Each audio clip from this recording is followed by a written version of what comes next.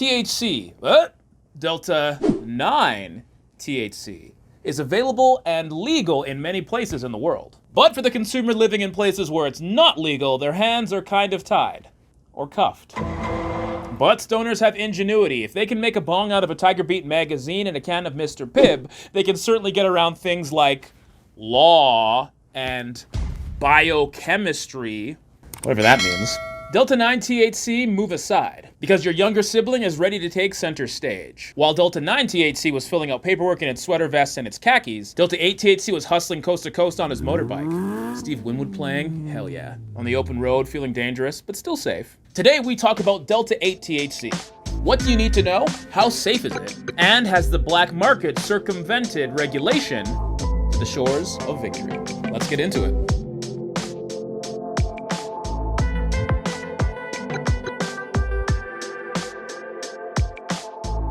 Hello everyone, Dr. Ife Abiola here, and today we're going to be continuing our cannabinoid series. And this is today's rundown. And today's rundown is on Delta-8-THC.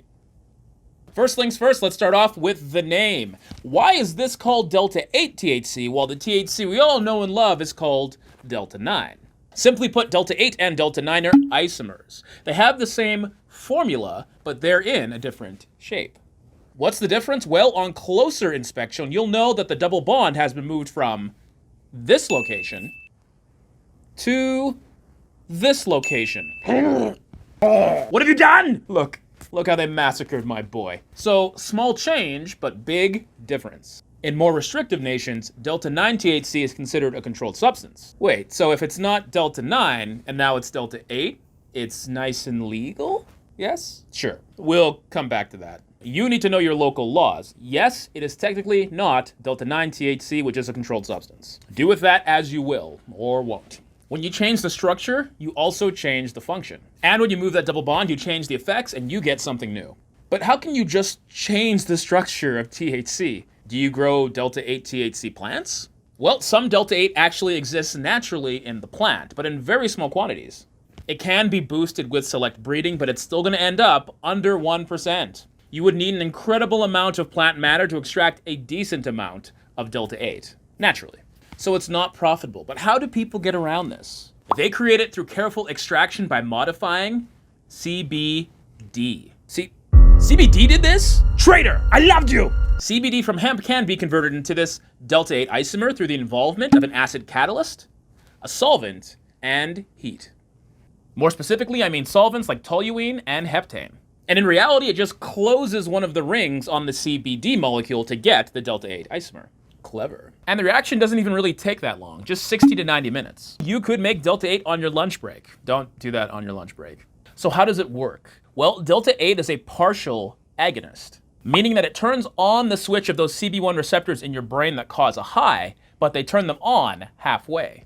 So this means Delta-8 is less potent than Delta-9 in equal amounts for causing a high. Also, it doesn't lock into those CB1 receptors as strongly, so the high's duration is not as long. And now, what about the effects? The effects of Delta-8-THC are far less psychotropic. It's more clear-headed with less side effects. Diet THC, if you will. THC light. Adult contemporary THC. It is less potent, but it will still get you lifted if you use more, way more. And because of the weaker affinity for CB1, you get less side effects, so there's no problem.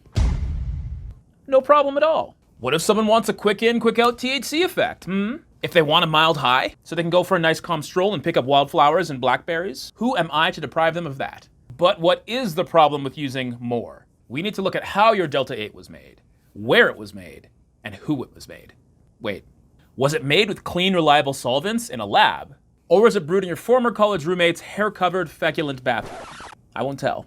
If you're using a lot of product, it could have a lot of impurities, such as residual solvents. When Delta-9 is restricted, the only way to get that cannabis buzz, albeit a weaker buzz, is to go with Delta-8. And while Delta-8 has its advantages, it needs proper practices to ensure that it's safe. But by its legal nature, it will be existing in an environment that is unregulated. Also, there's been no long-term studies on the effects of Delta-8.